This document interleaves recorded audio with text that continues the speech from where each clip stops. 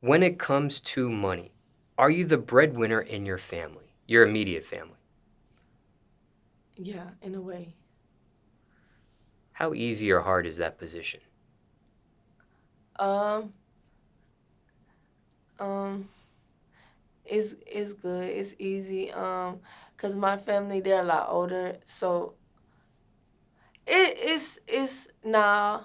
Cause like yeah, cause sometimes people they just expect. They feel entitled, and then yeah, sometimes they do get stressful. It do get hard, cause it's like damn, you know, you know what I mean. Ever get tired of that position? It's a blessing, but that's just what it comes with. Now, generally speaking, are you good or bad when it comes to money? Good or bad. I think I'm good. Let's talk about good. What's the smartest financial decision you've ever Um, made so far? Investing in the stocks, and I'm finna put my other apartment. I got 2 apartments in Cali, and I'm finna Airbnb out the other one. So that's gonna be a very smart decision. Now, when it comes to stocks, when it comes to real estate, is that something that you were taught or you just learned from experimentation? I learned real estate from my dad, not the Airbnb stuff though. I learned that on my own. So yeah, I kind of learned it all on my own. The stocks and like okay, like stocks and real estate. I hear my dad talking about it, but I never learned. I learned from asking other people and learning it on my own. Now, on the But opposite, he influenced me in a good way. okay. Now, on the opposite end of the spectrum, Hmm. what's been your biggest financial regret? Something you've done with your money that you wish you didn't do. Mm. Really paying all that goddamn rent in Cali, that shit too expensive. Now, can money buy happiness? No, Why not? it can't. Your only happiness can come from Jesus. And that's what people get it fucked up. They be thinking like, once they get this, they gonna be happy. Once they do this, they gonna be happy. And then they do that, and they still ain't happy. And then they keep doing it. And I be telling people, I think that's why all these famous people get so fucked up when they move to Hollywood because it's like, okay, they got everything. They famous now. They got money. They living in LA, but and they thinking, you know what I'm saying, they gonna be happy, and then they still ain't happy, and then they start doing drugs and stuff because it's like they so fucked up. They're trying to figure out why they ain't happy, but really you just got to find God and find Jesus. Now, have you seen this with your own personal eyes or is this Many times okay? in many situations. Like, you know, especially being in Hollywood and being in the industry, you see a lot of that. Now, were there ever times you almost yourself got wrapped up into that scenario or no? Well, as far as the drugs, no, because I never, um, I don't want to do that. Because I done seen that to know, so I know better. But like as far as like probably like in Hollywood, if you in the industry, the devil, they like Illuminati, all that shit, they try to get you, especially when you got a big influence, you around that shit. They try to get anybody, but you just gotta be smart and have discernment and have God's favor over you. Cause if you don't got that and you in Cali, you gonna get sucked in for sure. What are some of the ways they do try to Mm.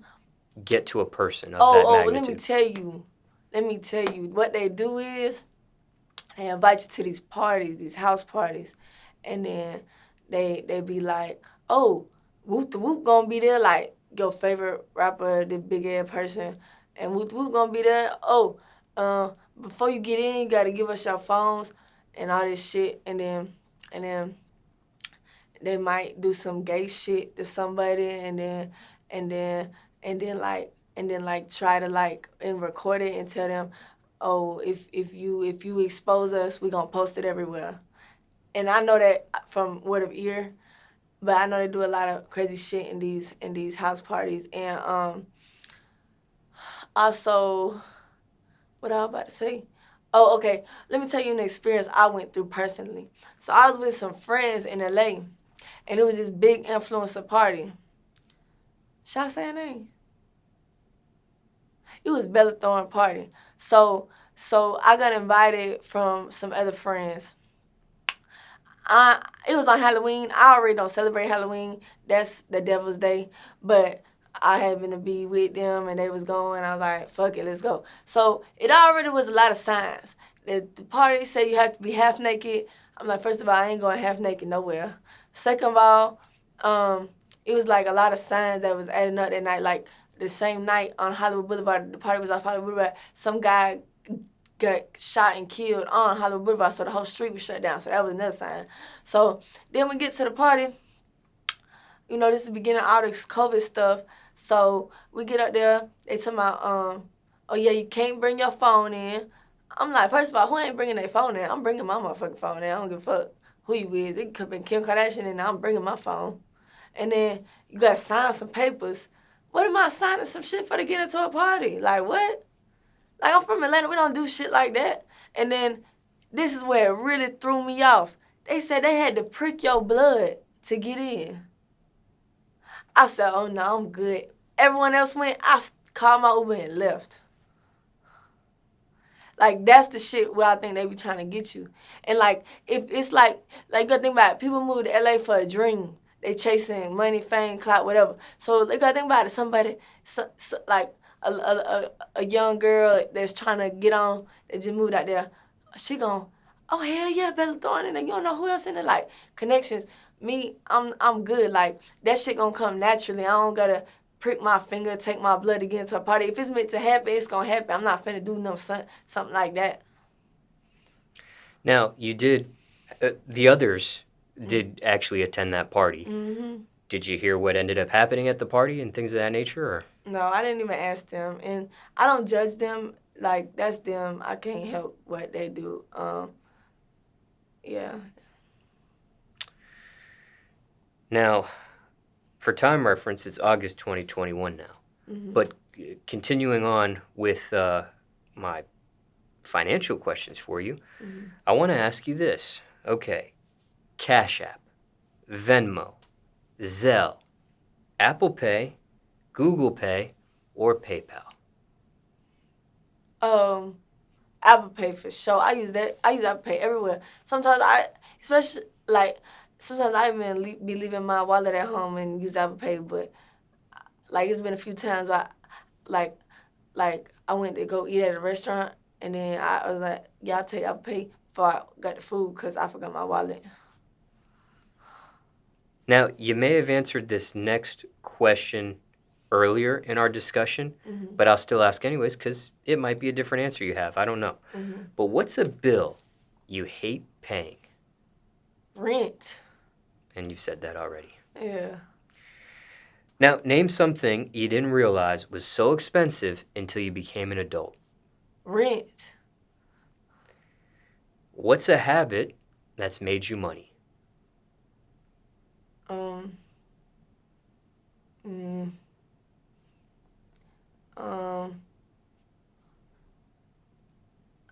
I can't really, just doing my social media shit. That's it.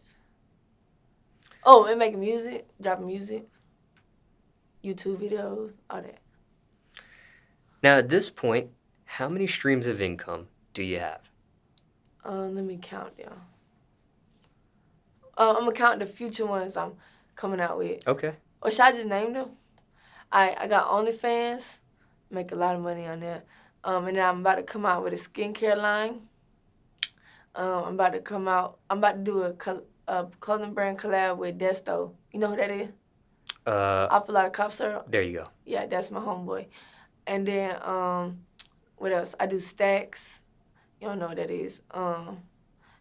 Probably not, right? Yeah, you don't know what that is. And then not PayPal, TikTok. I just found out I had $37,000 sitting in my TikTok account. I didn't even know, cause they pay you off your views. It's like YouTube. I didn't even know. I'm trying to get it out of there, but they talking about you gotta go through PayPal. But PayPal be acting funny with money sometimes, so I don't want to do that. And then promos. People pay me for promos, and Oh, and I got like my own little. I don't really take it as serious as I should, but I got my own little online store. It's called New 2020 Clothing. And then I also I just got into the acting. So I just got my first movie thing. They said in the acting world, it's very different. But they say you gotta start out small. So I got my first acting gig in New Orleans. They're gonna fly me out and stuff and pay me $1,000. But you gotta start out small in order to get big in the acting world. And what about music? Is that a stream of income? Oh yeah, and music. I'm sorry, I forgot about that. Anything else we're forgetting about, speaking of forgetting? YouTube. Yeah, that's all I can think of right now. Now, out of all these different streams of income, is there a mainstream? Really, OnlyFans. I'm making a lot of money on there. And no, I don't post naked pictures. What would people find on your OnlyFans? Feet pictures, videos of me saying, "Hey, what's up, y'all?" and just selfies and like pictures that, yeah, like pictures of my outfits. Some people do get naked on their OnlyFans. Yeah. Why for you, no nudity? That just ain't me. I don't want to do that. Have you been asked to do it? Probably on the OnlyFans messages they have asked me. But you don't engage in that? Mm-mm. Sometimes people ask for special requests Mm-hmm. in the OnlyFans messages. Do you do that as well or no? No. Now, is it important to have multiple streams of income in 2021? Yes. If you don't have multiple streams of income, what you doing? Like not like it's just like it's 2021. It's so many ways you can learn how to make money. Can multiple streams of income, though, become a distraction to the mainstream of income? It's all about balance, but whatever you make your main income, you definitely take that the most serious. And does that apply to you? Do you take your OnlyFans the most serious? Not as serious as I should, but I'm building that money to. I'm building up that money because that's the quickest, easiest, fastest, most money, and then I'm gonna invest that into like my skincare and the clothing line, and like eventually I wanna help with the foster kids and new car and get my mom a new car and stuff like that. What's the biggest OnlyFans check you've seen so far? Like $300K. In 1 month? Yeah. No nudity. No. I don't want these folks trying to rob me.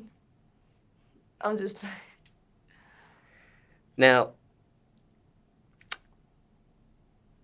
let me ask you this. Speaking of that $300K, was that just a one month you seen that, or did you see that multiple months? 1 month. But it ain't all go to me. I got like a manager and shit for OnlyFans, and that's how he the one be helping me make a lot of money on there. My question to you is this, though. What do you think drove it to $300K that particular month, but you haven't maybe seen that number since? Promoting. It's all about promoting and marketing. That's what everything. You know what I'm saying? I think that's what people miss out on, because like everybody want to sell something and everybody want to do that, and y'all can do it. It's very possible, but it's all about, it don't matter if you selling like the water boys, they selling water, but you know what I'm saying? It's all about the marketing, the promoting, you know what I'm saying? And in online especially. Now, I know you don't get nude on your OnlyFans, as you've already explained, Mm-hmm. but if you did, how much more money do you think that $300,000 check would have been? Probably $3 million.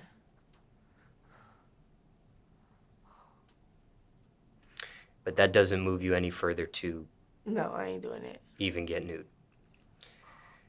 Now, has a stream of income that was not a mainstream of income ever end up becoming a mainstream of income? OnlyFans and YouTube at one point. And yeah. Now, this online store you mentioned, I forgot how you phrased it, but something like, I don't spend a lot of time on it, or you said something of that nature. Why not? Cause I'm just, cause really I'm focused on, I want to redo that, and I'm gonna sell like a different product. I'm gonna sell like one particular product that's like I'm gonna market it. And I got like a plan. Okay. Yeah. Just curious there. And I wanted to piggyback because I'm writing notes down as you're discussing things, and I didn't get a chance to ask you before, but when it came to drug use, I know you don't engage in drug use. Yeah. But were you the type of person that experimented and tried a drug at least, or you were no drugs from the jump? Yes, I've definitely tried weed before, but I learned young that shit was not for me. 'Cause I felt like I was going to hell when I tried it. Um, and I tried it multiple times. Like I tried it once. I'm like, okay, that's when I was 13. Then I tried it again and again. And then the third time it happened to me, I'm like, okay, this guy trying to tell me something. So I stopped after that. And then I've definitely tried lean before. And I ain't gonna lie, that junk tastes so good. Like, it's so fire. Like, it tastes better than soda and juice combined. But um, my mom is an alcoholic, so I don't never want to get addicted to nothing. It don't matter. But, like, I only, like, every time I try lean, like, I would only take, like, 2 little sips, but that junk will still have me, like, tired and stuff. So I know if I try it anymore, it would not be good. And yeah, and really like my boyfriend helped me with that. Like he was like, you don't want to do that. That's not cool. Like and really, cause I seen my brother, not my blood brother, but it's like my brother. Like when I was like 17, he would like drink lean all the time in the studio, and then like I remember one time he was like pulling up while he was standing up, pulling up and falling asleep like that. And then he used to drive home like that. And I remember like he told me like one time he could have killed himself. And then he stopped and he started working out and stuff. He just told me like that wasn't good, like good experience. And I heard lean is like heroin in the cup. So once I heard that, I'm like, hell no. Liquid heroin. Yeah. Now, when it came to you not using it anymore, was it just the flip of a light switch? Cold turkey, as they say? Well, I never really just like drunk lean every day. It's just like if somebody I know had it, I'd be like, ooh, let me get some. But see, now I cut that out. Like, I ain't even gonna do that no more. Care to share the name of the boyfriend? Clank, clank. Okay. And how'd you two meet? Through friends. And your mother, when it comes to alcoholism, is that something she's overcome yet? Yeah, she just recently overcome it. She's been sober for like 2 months now. And do you know how she was able to beat that addiction there?